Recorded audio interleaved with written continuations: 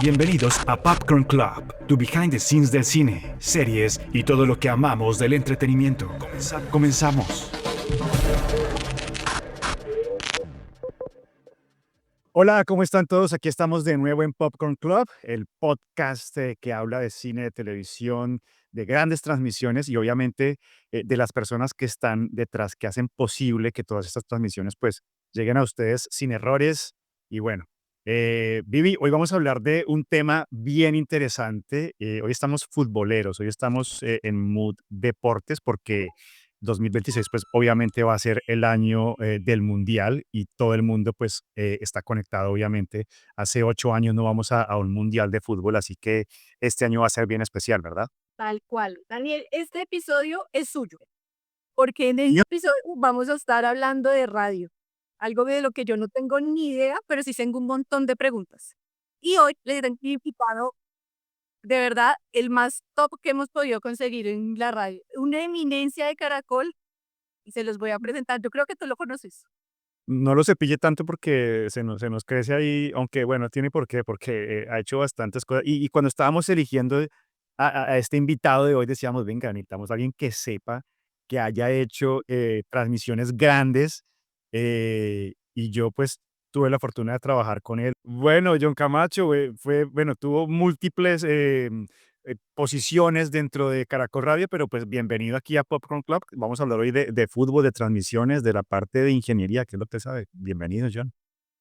Hola muchachos, muchas gracias por esta invitación. Bueno, no sé si agradecerles, yo ya que estoy retirado, no estar a las 9 de la mañana bañado, vestido, es una cosa como complicada, pero bueno, esos esfuerzos hay que hacerlos todavía, ¿no? Cuéntanos un poquito cómo fue ese camino para llegar a la radio.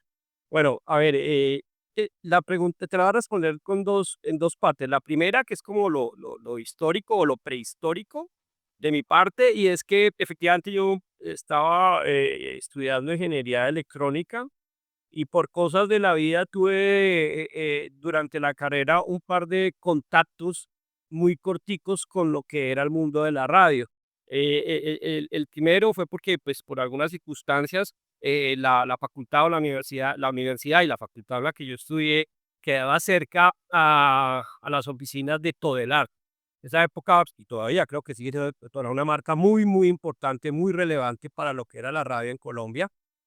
Ahí había una eminencia, de verdad, los señores que realmente escribieron la historia y la realidad de este mundo en Colombia, que era el doctor Guillermo Escobar, y tenían los ingenieros, y necesitaban una persona que les ayudara a organizar las electropartes del laboratorio. Y por cosas de la vida me contrataron a mí.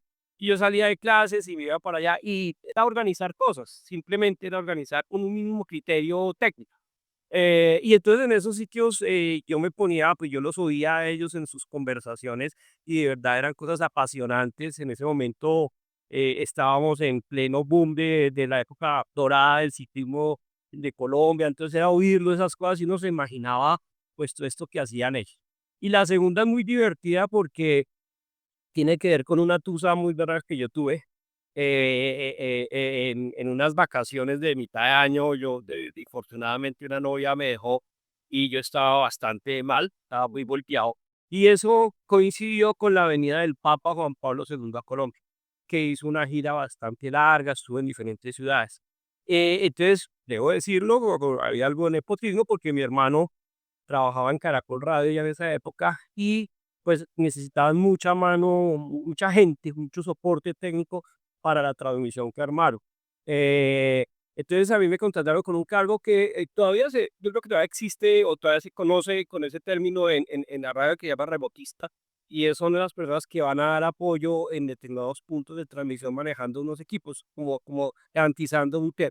Entonces necesitaban mucha gente y entonces me contrataron y ahí me mandaron para Chiquinquirá, que fue donde estuvo, uno de los sitios donde lo que sigue después es que yo me terminé mi carrera, empecé a trabajar en otro sector como ingeniero electrónico, y yo trabajaba en una compañía que era la dueña y prestaba servicios a los centros de cómputo de las grandes empresas en Colombia, básicamente el sector bancario, a Ecopetrol, ese tipo de cosas. En esa época Ecopetrol decide montar a lo que se llama, que existe todavía hoy, el Instituto Colombiano de Petróleo, que fue un- es un- es una, era un un centro de investigación y eso en Florida Blanca, Santander. La compañía se ganó la licitación e irresponsablemente a mí me nombraron como el ingeniero residente de ese sitio. Yo fui el que hice la preinstalación de todo ese centro. O sea, aquí si ha habido errores son culpa mía. Y ahí se da la oportunidad de devolverme y de entrar a trabajar en la radio. Y ahí fue cuando comencé en la radio también de una manera un poco loca para estos tiempos.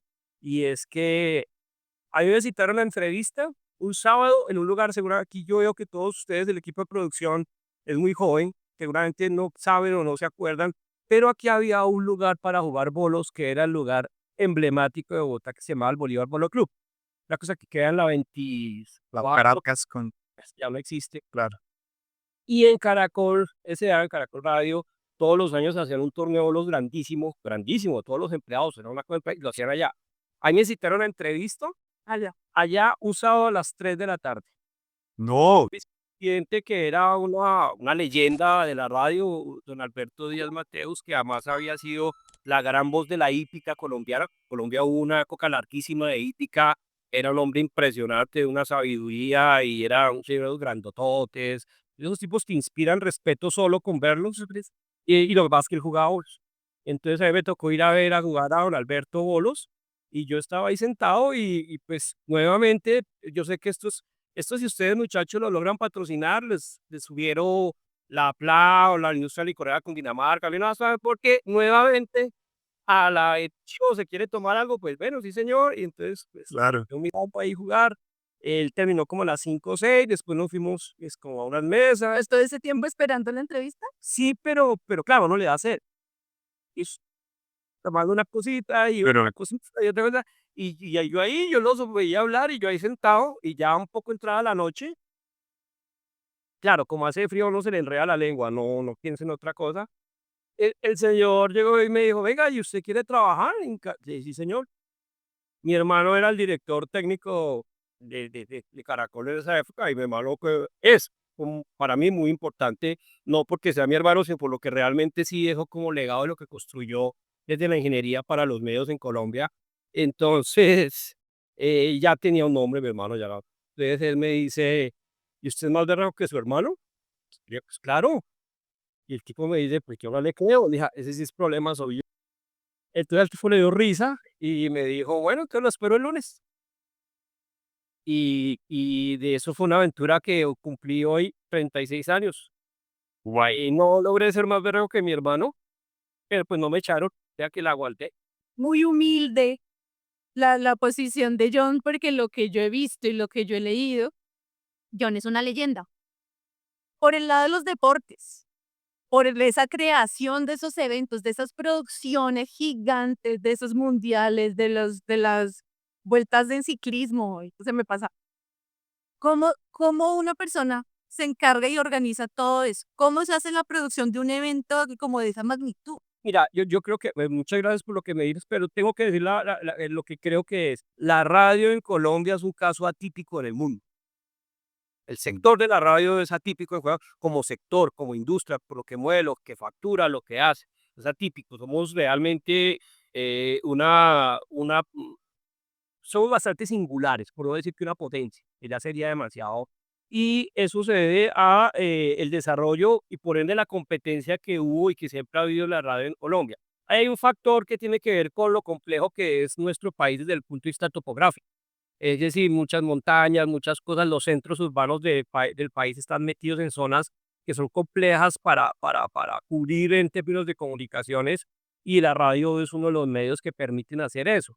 Entonces eso estimuló básicamente la competencia. Entonces habían pues fácilmente 4 o 5 empresas de radiodifusión o cadenas muy potentes. Estaba obviamente RCN, Todelar, Colmundo, Caracol y obviamente eso es competencia pura y dura. Yo sí tengo que decir que desde mi punto de vista para mí, el gran precursor de, como bien lo planteas tú, de estas grandes transmisiones, de ver esto de una manera grande, potente, importante, para mí es un gran maestro que todavía por allá está dando guerra, que es don Oscar Rentería, un hombre para mí muy, muy importante, con una visión más gerencial de las cosas.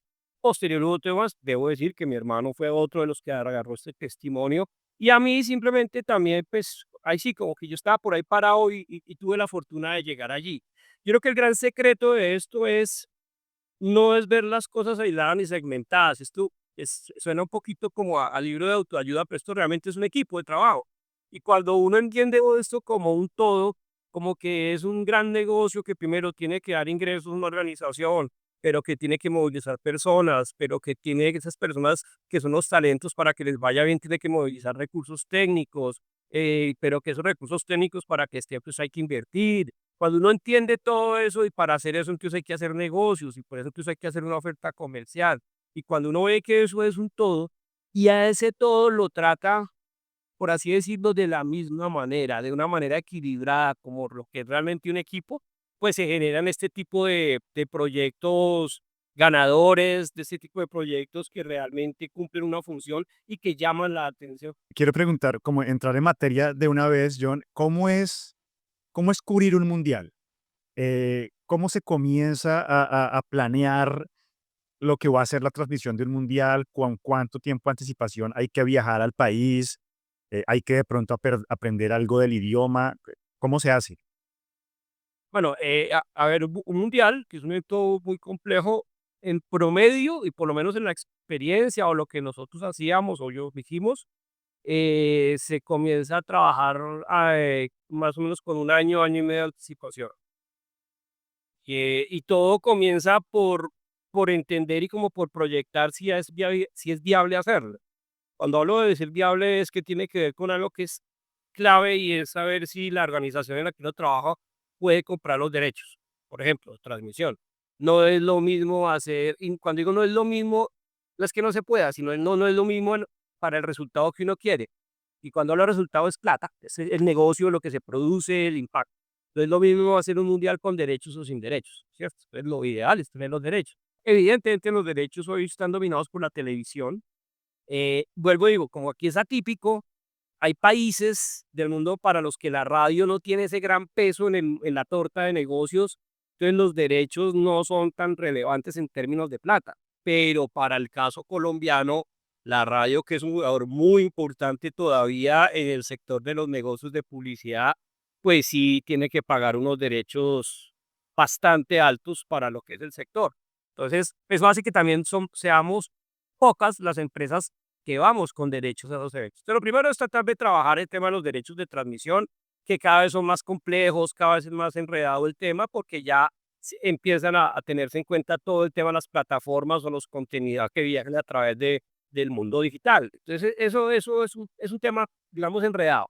A partir de ahí, lo que tiene que ver uno, pues también, y es difícil porque uno tiene que ir caminando como con el evento, es ver cuál es la posición o cuál es la situación del equipo local, en este caso la selección Colombia. Nuevamente, no es lo mismo hacer una transmisión de un mundial con Colombia que sin Colombia. El mood, el objetivo, las cosas son totalmente diferentes. Entonces uno tiene que ir mirando esos temas. Lo otro es que también desde para uno empieza a mirar con el equipo de los negocios, de comercial, como dirían por ahí, cuál es el apetito que puede haber en términos de negocios para saber qué puede uno aspirar a hacer en términos de transacciones. Eh, Luego de eso, digamos que si la decisión es ir, cuando uno compra los derechos, uno empieza a tener un contacto con la operadora de la FIFA que hace el Mundial, que es una compañía que se llama HSBC, eh, y ellos empiezan a generar y a enviar a uno unos manuales y a generar unas reuniones en los que empiezan a entregar información sobre cómo va a ser ese mundial. Entonces, a uno le llegan unos libros en los que le dicen dónde va a estar el centro de operaciones, cuánto cuestan los espacios, cuánto cuestan los servicios, ver qué otras facilidades van a haber, y inclusive le mandan un manual de hoteles si uno quiere, y entonces empieza a armar todo el proyecto pues para poderlo costear, para saber esto nos cuesta idealmente tanta plata. Y de ahí empieza uno ya con las altas direcciones de las organizaciones a mirar las viabilidades y se empieza a trabajar e ir decantando las cosas. Ahora en estos momentos hay muchas, yo no sé si decir como, no son cadenas radiales, son como emisoras, como digitales, gente que se dedica a hacer contenido desde su computador. O hay personas, influenciadores y todo eso. Esas personas llegan a espacios como el Mundial.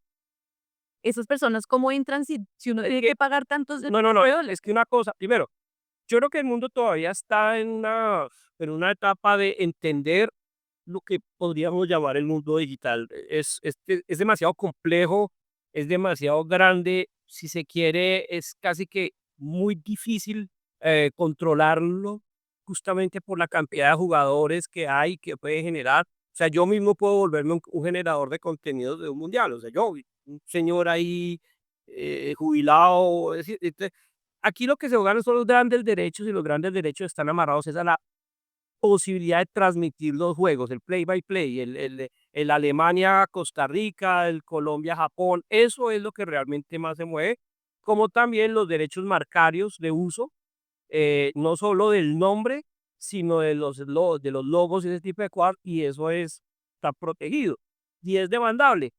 Digamos que lo que yo voy a decir puede ser cierto o no, pero hombre, para la FIFA voy a inventar, y lo digo respetuosamente, un generador de contenidos que esté por allá en Andagoya o en Girardot, ni siquiera lo van a vigilar. Vigilan los grandes jugadores que realmente sí te mueven negocios con marcas importantes. Eso, de hecho, eso está regulado, hay un manual, no lo que uno puede hacer, lo puede hacer. Entonces, es complejo. Fundamentalmente, lo que sí no se puede, hacer es el tema de las transmisiones de eso. Y pues los que tenemos derechos, pues yo también vigilo, porque es que bien costoso es esto para que yo me dé cuenta que me voy a inventar en Pereira. Hay unos señores de una emisora local que están transmitiendo, óyeme, no, y entonces uno también tiene Claro. que ayudar a regular la industria del sector, porque pues esto tiene que ser serio, ¿no? Sí, total. John, bueno, y en todos estos cubrimientos, ¿cuántos mundiales más o menos estuvo John cubriendo en la operación? Pues está que, digamos, produje o coproduje 5. 5, ok. Uy, bastantes. Y bueno, y en estos 5 mundiales, de pronto una anécdota, un par de historias que le han sucedido. Para el Mundial de Brasil, para la final de Brasil, las personas del común pues no lo saben, pero fue así. Nosotros llegamos a esa final, eso fue en el Maracaná, llegamos, entonces imagínense una final de fútbol en Brasil, en Río. O sea, ¿Qué parranda? estaba, no, la ciudad paralizada, o sea, no se movía una hoja, todo el mundo o en el estadio, en las calles, allá las distancias son largas. Entonces nosotros llegamos súper temprano y el día que llegamos, cuando llegamos, había en nosotros, Caracol S.A., nosotros ya estábamos montados, llevábamos varios años, 100% en la tecnología de transmisión, utilizando como vehículo Internet. Sí. No. Bueno, 100%, todo.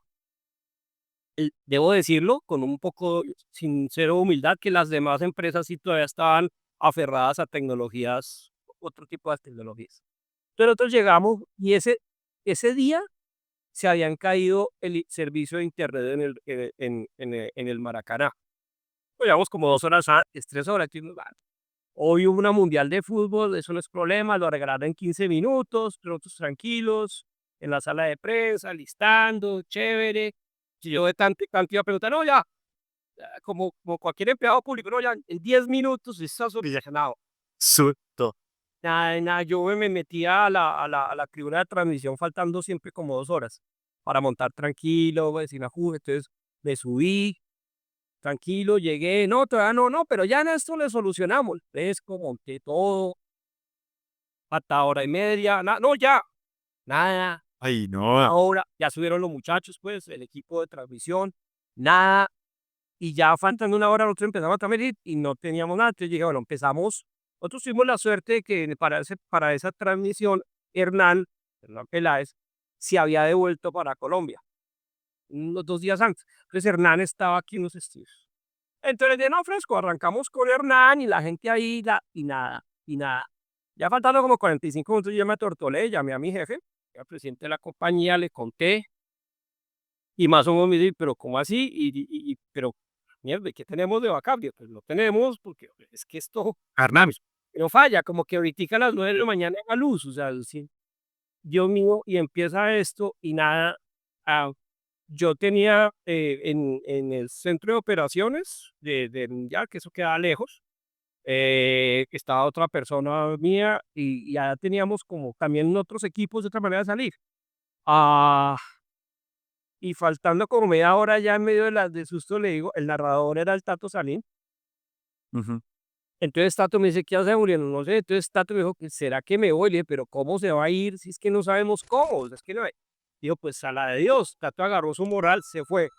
A contar, Tato salió a la calle, al estadio, pues, salió a la calle, pasó un taxi. No habían 5 carros, no habían 10 carros, no, no, un taxi. Y agarró esa vaina y llegó. El resultado de eso es que en los primeros 5 o 10 minutos de esa transmisión de ese partido, los hizo Hernán y Tato, Y Tato. porque Wow. el estadio estaba por fuera del servicio. Sobre el minuto 7 8 se normalizó el servicio y ya empezó la transmisión de nosotros completa. Claro, para un oyente normal, no, No pasó nada. no sabían que había, pero que eso fue complicado. Pero ahí estaban todos pariendo, ¿no? O sea, todos los equipos de técnicos estaban. Las empresas que estábamos apostando a la tecnología Ok, de medios digitales, de transmitir por internet, voz IP, tipo de cosas, éramos las que claro. teníamos problemas. Bueno, igual ahí está la habilidad de un productor siempre de solucionar y de contar con un buen equipo que le ayude. Sí, sí teníamos contingencia, pero fue durísimo. ¿Qué diferencia encuentras entre el fútbol, el ciclismo y de repente los Juegos Olímpicos? Porque yo tuve la oportunidad de trabajar en ciclismo y me pareció hermoso, me pareció muy limpio, me pareció muy diferente de repente a lo que alcancé a percibir en algún momento en otras misiones de fútbol. No, claro, Y peligroso además, ¿no? Es peligroso. marcado, tiene marca la diferencia. El ciclismo para mí es quizás como lo hacíamos o lo hacen, nosotros ya no lo hacemos en Colombia, es de un nivel de complejidad y su reto tecnológico muy, muy alto porque nosotros hacemos Sí. transmisiones en carretera, o sea, antes durante la Claro. carrera, y apostábamos a cubrir toda la carrera y toda la etapa. Entonces son etapas de 3 4 5 horas, de 120 150 kilómetros en recorridos que son, pues, con toda la complejidad geográfica de Colombia. Entonces, había en esa época toda una infraestructura tecnológica y de equipo humano para soportar eso. El caso de Caracol fácilmente era una infraestructura de, no me acuerdo, eran como 6 8 carros, que eran jeeps, montados con una serie de equipos que eran los que entraban a los cerros. Nosotros, dependiendo del nivel de la carrera, teníamos 3 móviles en carretera, teníamos 2 motos de apoyo y entonces, digamos, nada más en términos de volumen de gente, era un combo de gente impresionante.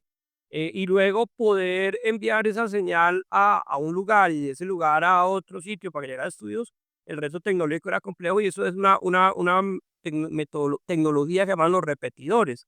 Y es como por salticos, de la carretera a un sitio, de ese sitio a otro sitio, así.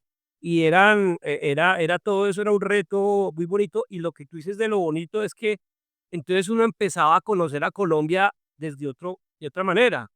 Entonces uno conoció Colombia desde las alturas, desde los cerros, de lugares divinos. En esa época se podía. Hoy debo decir lo que ya es un tema de alto riesgo. Poco a poco uno empezó a transmitir menos horas.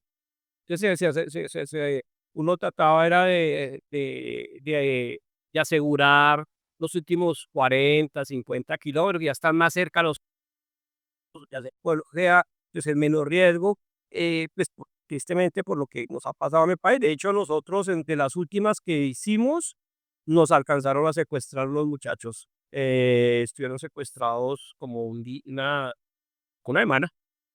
Entonces sí ya era complicado. Entonces eso es lo difícil, lo complejo del ciclismo. Ese es el ciclismo. Los olímpicos tienen una complejidad y es que es un evento muy disperso. Porque entonces hoy martes hay tiro, hay polo, hay fútbol, hay atletismo, no sé qué. Entonces, pues primero, pensar en hacer un equipo de periodistas que cubra todo, pues vale también un infierno.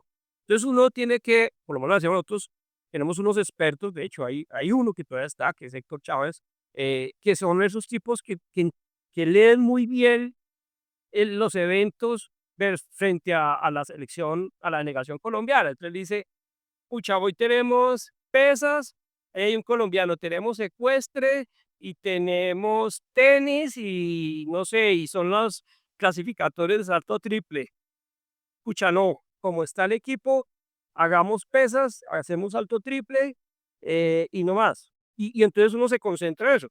Y ahí pesa mucho el olfato y el conocimiento del periodista deportivo, porque si se escacha, pues nos jodimos. Debo decir que la asertividad de Héctor es altísima, altísima para los Olímpicos. Y el fútbol lo que pasa es que sí ya está mucho más enfocado porque es un evento en un lugar que tiene todas las condiciones técnicas, son 2 horas en las que uno hace pues una transmisión y digamos que ahí el gran reto es lograr mantener y captar la atención de las personas o de los oyentes con la transmisión o el cuento que lo cuente. En todos estos cubrimientos que John hizo con los equipos de radio, ¿cómo se veía al frente de equipos de radio de otros países? ¿Cómo está Colombia? ¿Sí se notaba la diferencia, el desarrollo, la evolución de la radio colombiana? Total, total, como yo les decía al comienzo, nosotros somos un caso atípico en el mundo. Mire, le voy a tirar esta anécdota. En esa época yo les decía dorada para mí, de cuando empezó estas grandes transmisiones que llevaba Oscar Rentería, que llevaba mi hermano, las negociaciones y los derechos eran más baratos, entonces Caracol hacía unas delegaciones monstruosas, pero grandísimas, de 60 personas, cosas, y los montajes que se hacían eran mucho más robustos. Literalmente iban personas que montaban 3, 4 estudios, pero con todas las de la ley. Solo para que lo sepan, cuando se terminaban de montar esos estudios, habían empresas, canales en países muy importantes que le pedían a nuestros ingenieros que les montaran los estudios como lo hacíamos nosotros. Eso es real. Cuando, esto también es una década muy chistosa, cuando el Mundial de Alemania, nosotros ya estábamos metidos en eso, el cuento de la transmisión, utilizando Internet o los canales de datos para hacer esas cosas, y ya habían equipos y tecnología. Entonces nosotros llevamos y lo otro también, para ese Mundial también llevamos una consola que la consola como tal era una cosita así. Es una consola digital que tenía después una CPU. Cuando en esa época los montajes eran las consolas así grandototas y unos racks llenos de equipos, lo de nosotros era una cosita así. Yo tengo por ahí fotos de una cosita así y una CPU. Eso es lo que llevamos nosotros más, unos periféricos normales. ¿Sabes? Yo creo que eso define muy bien, digamos, la calidad de lo que se hace en radio en Colombia. John, usted ya está gozando de una feliz jubilación después de tantos años de trabajo. Pero ¿sabe algo de lo que va a suceder en materia de radio para este mundial en México, Estados Unidos y Canadá? ¿Se sabe algo en materia de cubrimiento deportivo? Bueno, lo único sé que es que el centro de operaciones va a estar en Dallas. Ok. Eh, pues están, digamos, obviamente los 3 países. Mm, pues sí tengo que decir que acá se ve los precios de producción estaban altísimos, altísimos, Sí, no. pero pucha, bastante altos comparados con Qatar. Pero no sé cómo están las empresas aquí en Colombia, cómo van a operar, ¿no? No te da nostalgia no estar en este mundial de Mira que yo me fui a final de junio, me fui muy tranquilo, muy agradecido y me fui fresco. Pero no te niego que cuando Colombia clasificó en el partido aquí con Bolivia en Barranquilla, uf, sí, me partió duro. Claro, es que dejar la radio da tusa. Eh, Sí, es claro. grande, Sí, bastante sí. grande. Joan, bueno, hablemos un poquito hay una cosa que es un secreto a voces y es que los periodistas deportivos son divas y más los que están arriba, son divas reales. Y la mayoría de ellos, pues obviamente ya están en edades avanzadas. La adaptación de ellos a estas nuevas tecnologías, ¿cómo ha sido? ¿Se han adaptado fácil los periodistas deportivos de la vieja guardia o ya están los más jóvenes de pronto empezando a ocupar estos espacios donde se necesita o se requiere como más conocimiento y más habilidades? Oh, yo creo que sin duda sí, yo hablo pues por los que conozco, obviamente puede que haya unos que tengan más habilidades que otras o más afinidades, pero yo creo que en general todos se han adaptado, yo creo que los talentos colombianos son demasiado versátiles, gente además con un nivel competitivo muy alto. Entonces son personas que sí, nada más justamente por ser talentos, por ser personas reconocidas, porque quieren seguir siendo vigentes, pues no solo están obligados, sino que también se interesan por estar pues vigentes y estar a la vanguardia. Entonces, tratan en la medida de cada uno de sus capaces de estar allí. Puede que haya uno mucho más tequis que otro, pero yo creo que en términos generales todos han tratado de hacerlo. Pero ¿sabe cuál es el problema que yo veo? Es que Bueno, solo es una adaptación, y perdón por lo que voy a decir, si se quiere un poco superficial.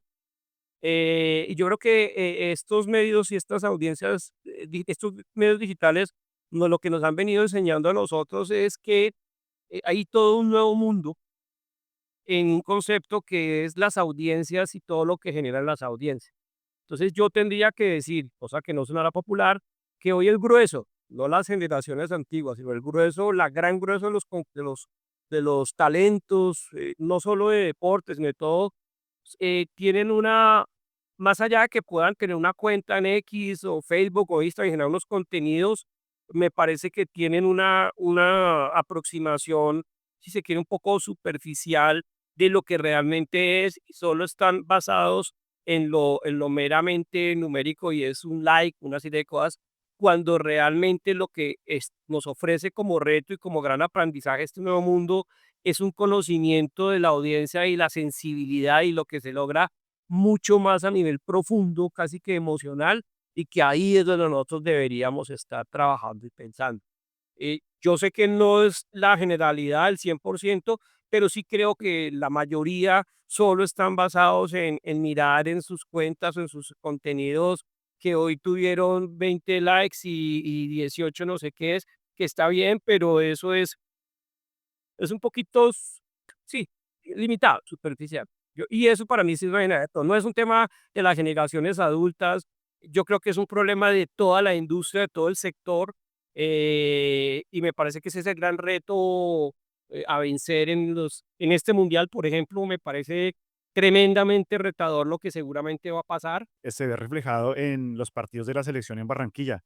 La gente no va a animar a la selección, sino que va a hacerse selfies y videos y tú ves que la gente, o sea, la selección parece que estuviera jugando sola y todo el mundo está mirando sus pantallas, todos los influencers, porque hoy en día invitan más influencers que periodistas, están es haciendo sus contenidos, concentrados en hacer sus contenidos, en vez de apoyar a la selección, ¿no? He dicho. A nosotros hay algo que nos falta y es posiblemente ir a un estadio y sentarnos a entender qué es lo que está ahora pasando en los estadios, cuál es el rol del espectáculo que está en la gramilla, el play by play, qué es lo que representa emocionalmente para las personas que pueden estar en la tribuna, cómo un medio de comunicación o de generación de contenido debe o puede interactuar a favor o en contra de eso, y eso es el reto nuevo, ¿sí me entiende?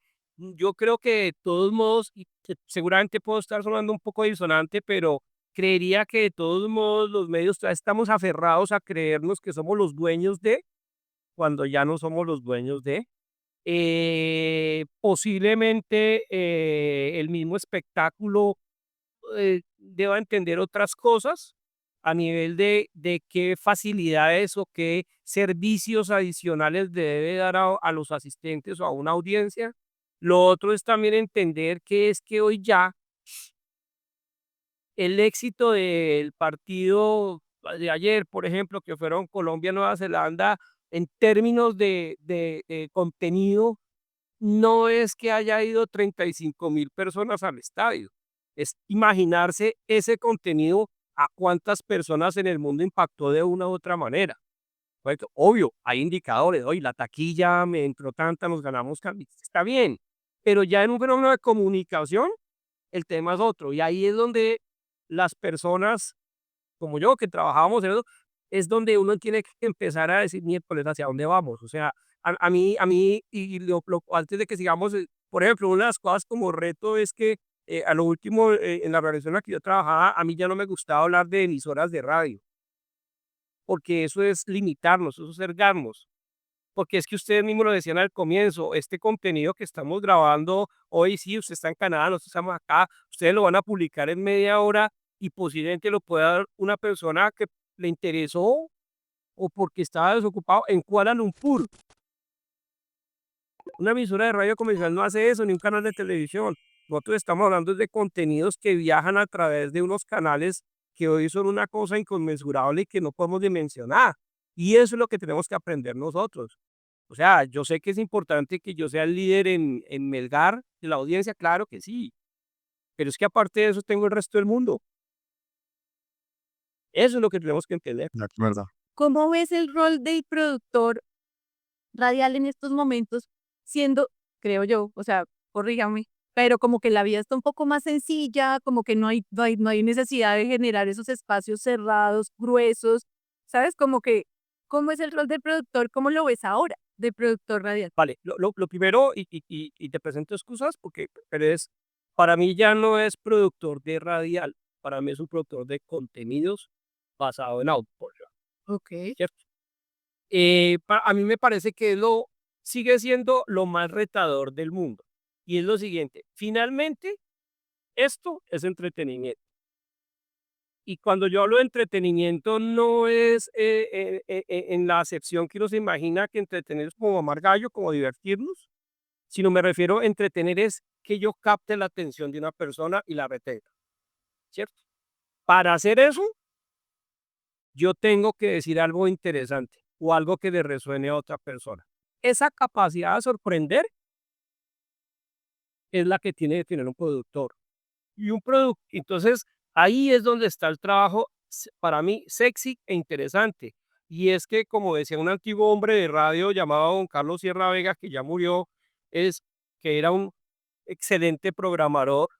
Un lunes no es igual a otro lunes. No porque tú entrevistaste hoy al ministro de Agricultura y le preguntaste por la reforma, mañana o esta tarde no le vas a preguntar lo mismo. Uno tiene que tener esa capacidad de entender, de analizar y de sorprender.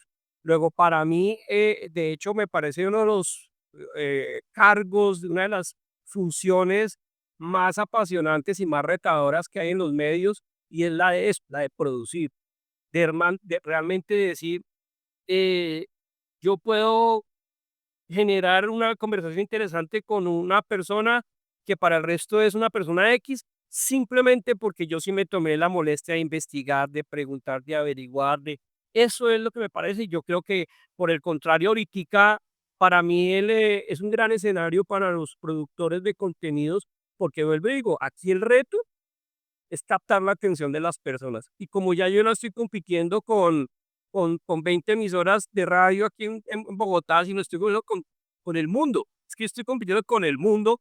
Yo sí tengo que batirme como un león para tratar de que lo que yo haga sea cada vez más interesante. John, antes de irnos, la pregunta del millón. ¿Para dónde va la radio a nivel técnico? Nuevamente, le digo, yo creo que es incorrecto hablar de radio, porque lo que nos está pasando es que nosotros nos confundimos la palabra radio hoy, la confundimos, porque radio son dos cosas. Radio es un medio de comunicación basado en el sonido y radio es un canal de distribución a través de un aparatico. Eh, yo lo que siento es que la mayoría de las personas todavía están aferrados a radio como medio de comunicación, a, lo limitan al aparatico. Y me parece que eso es un error. Yo creo que, yo por ahí le decía a alguien que nosotros deberíamos tratar de hacer una cruzada para evolucionar la palabra radio. Y la palabra radio debería cambiar de radio a raudio, porque es que lo que está pasando es que el sonido o los contenidos aparte del sonido, al igual que la televisión, simplemente se están transformando en sus canales de distribución. Ya es difícil hablar como de televisión, usted habla de video porque es que está la televisión abierta, la televisión por cable, están las plataformas de streaming, las plataformas que en el audio está la radio convencional, está el streaming, están las apps, están los concentradores, está una serie de, están los podcasts. Entonces yo lo que digo es que hay una cosa simple, mientras el ser humano siga teniendo 5 sentidos, creo que ahora son 6, y de esos 5, uno sea el sonido, el oído, pues todo lo que tenga de contenido a través de algo tiene vida. El reto es entender cómo y cuál es el formato y cuáles son las ofertas que uno tiene que tener. Yo creo que ahora sí, las empresas de radio, que las hay, tienen una vida en Colombia todavía larga. Sí creo que tienen que entender y redefinir el modelo de negocio para que sea viable, sostenible. Me parece que todavía hay una amplísima cantidad de colombianos, cuando digo colombianos, de gente que vive en Colombia, que necesitan el servicio tradicional de distribución de radio a través de un aparatico, porque nosotros tenemos otro problema. Nosotros creemos que porque usted está en Canadá, yo estoy acá, usted no sé qué celular tenga, tú tienes un smartphone, todo el mundo lo tiene. Y sucede que Colombia, que es un país latinoamericano, del tercer mundo, así a algunos les moleste, no es un país hiperconectado, luego todavía necesita una serie de servicios de comunicación básicos como la RAE. Mientras eso exista, porque es un problema casi que económico y social, pues hay público y hay gente a quien prestarle un servicio. Entonces ahí todavía hay vida, pero paralelo a eso sí que creo que las empresas de radio tienen que entender cuál es su nuevo rol en temas de generación y distribución de contenidos, no solo o sea, para las audiencias, entendiendo las audiencias no solo como un hecho de ego, de decir yo tengo no sé cuántos millones de seguidores, no, audiencias como negocio que me representen un ingreso y también de cómo las marcas patrocinadoras pueden viajar en esos contenidos. Me parece que el reto es absolutamente apasionante. Yo creo que, digamos, es de las cosas que lo hacen a uno mantenerse vivo, activo, vibrar. Luego yo le veo mucha vida y mucha vida. Ahora, que si yo como hombre de medios me quiero aferrar exclusivamente a la radio, sí tengo que decirle que el futuro es oscuro. Ya, esto se acaba. Mi papá eventualmente ponía música, pero todos los días era para escuchar las emisoras de radio. Todos los días mi papá escuchaba la básica de Caracol, eso lo escuchaba. Nosotros en la casa entendíamos que mi papá ya se había despertado porque el radio estaba prendido desde las 5 de la mañana. Y era su alarma, es una vaina muy bonita, con lo que de repente muchas personas ahora ya no tienen como esa oportunidad de crecer. Ya uno pone de Spotify, por lo que quiere escuchar, pero uno salía feliz y salía informado. Claro, Gracias a mi papá. pero mira, hay una cosa que es interesante lo que tú dices. Es muy común encontrar en círculos normales de gente, no, es que yo ya no oigo radio, yo no oigo radio, yo no sé qué. Está muy bien. Usted no oye radio convencional. Es otra Claro. cosa. Pero oye, ¿qué música le gusta? No, a mí me gusta el rap. Y está metido al límite de todo lo que sucede en el rap. ¿Eso qué es sonido? ¿Por dónde lo consume? No, es que yo entro a Spotify, no sé qué. Eso finalmente es sonido y eso es audio. Y si no lo mira estructuralmente, eso es una especie de radio, ¿me entiendes? Entonces, esa es como la evolución. Yo no puedo decir que yo no veo televisión. O sea, yo no uso el televisor que tengo en mi casa para sintonizar un canal de televisión abierta, pero yo sí uso ese terminal para ver lo que me dé la gana en determinadas plataformas de video. Eso es video y es una sofisticación o evolución de la televisión. Pero Pero también puedo ver televisión si quisiera. Entonces, a veces es como que para nosotros fuera vergonzante decir que uno no oye radio. O sea, que uno oye radio, como que le da pena. claro, es cosa de viejos o Un algo así. amigo mío, uno de mis mejores amigos, que es de mi misma edad, es más choncho que yo y entonces él se las da pues que está a la vanguardia. Entonces, es que yo ya no oigo radio. Ah, qué bueno, hermano. Sí, pero es que ayer en la entrevista Néstor Morales dijo, le digo, pero ¿y entonces por dónde está oyendo usted esto, hermano? Sí, pues es una bobada, no negar. Evidentemente, vuelvo y digo, mientras tengamos el sentido del oído, vamos a consumir sonido por un canal de distribución diferente, desde radio convencional hasta la plataforma más sexy o novedosa que pueda haber en un mes. Joan, antes de irnos, ahora sí, antes de irnos, con esta respuesta vamos a titular el podcast. ¿Qué va a hacer? ¿Qué va a hacer ahora de jubilado? ¿En serio se va a jubilar? Porque yo lo veo usted todavía muy apasionado por seguir haciendo cosas Ah, es- de audio. yo le voy a decir una cosa que suena bastante pedante. Es que en mi trabajo, lo que yo hacía era tratar de pensar todos los días. Y entonces, como me toca pensar todos los días, pues yo seguiré pensando. O sea, ahorita estoy apasionado por entrar en ese mundo de lo que es la marca personal y lo que es la generación de contenidos, ¿correcto? Que no es otra cosa también que la sostificación de la gestión de talento.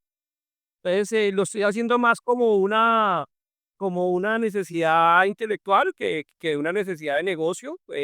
Entonces, estoy leyendo sobre eso, estoy imaginándome cosas sobre eso. Si me siento a ver un programa de televisión o un contenido de audio, trato de enfocarme sobre qué hay detrás de esa persona y cómo es esa marca personal de esa persona o yo qué haría para proyectarla, porque creo que también hay otra cosa que hay que tener en cuenta y es que el modelo de negocio, de retribución y de relacionamiento en los medios de comunicación tradicionales necesariamente está cambiando y debe cambiar.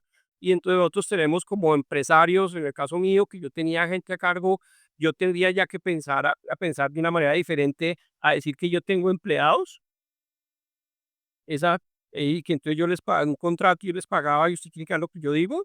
Ahora creo que la relación es diferente y es, tenemos una persona con la que vamos a generar un contenido que nos va a beneficiar a los dos, nos vamos a generar unas audiencias que van a depender tanto de la gestión que yo haga como la que hace él, y entonces eso es un modelo de negocio que debe manejarse de otra manera. Entonces todo eso es divertidísimo. Es No, tratar como de estar bueno, vigente todos los días, ¿no? bueno, bien, chévere. John, yo quería contarte que este episodio ha sido un episodio muy especial porque este episodio ha sido muy para Daniel, porque Daniel es el personaje que viene de la radio.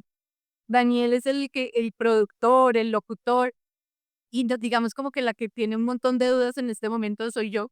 Daniel es el que por lo general pregunta un poco de cómo se maneja la producción audiovisual, que es a lo que yo me dedico.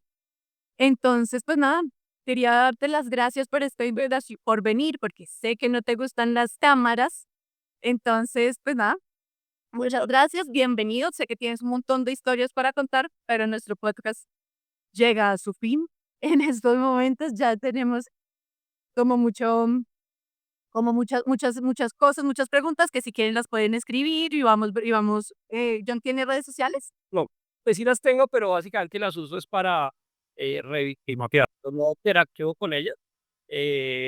Pero pues ni más faltaba, si hay cosas para aclarar o contestar, me contactan y obviamente yo les doy, les cuento. Claro Ay, que sí. yo les dije, Bueno, o sabía que esto iba a ser largo, entonces ¿para qué me invitaron? No, David, por antes de irnos el tema de tu chaqueta, no se quiso cambiar la chaqueta porque dijo que esta la no, chaqueta que porque tienes. es que yo quería con ahí vamos a hablar del Mundial, Colombia en el Mundial. Esta es la chaqueta que creo que fue con la última que fue Colombia al Mundial, la de Peckerman. Yo andaba con esa chaqueta azul todo el tiempo, entonces No se lo quiso la- quitar. es la cábala, la cábala. Esperamos que nos vaya bien en este Mundial, la cábala, la cábala. Pues bueno, no, muchas gracias. Gracias, John Camacho. John Camacho, para los que no sepan, fue mi jefe, fue cuando él era director de producción en Caracol Radio. Luego de esto, pues obviamente fue director de la marca, director de la marca Caracol Radio, así terminó su trabajo en Caracol Radio. Pues bueno, un honor haberlo tenido acá. Una persona, como les dije anteriormente, muy respetada y muy querida, más que todo, por las personas que hacemos radio y aparte de todo, pues sabe demasiado y creo que es la persona que tenemos que tener hoy para hablar de toda la parte técnica, detrás de cámaras, detrás de los micrófonos en los eventos deportivos. Gracias, John. Gracias muchachos, muy amables, estén bien, éxitos. Chao, Dani. Chao. Esto fue Popcorn Club. No olvides suscribirte y dejarnos una reseña. Hasta la próxima toma.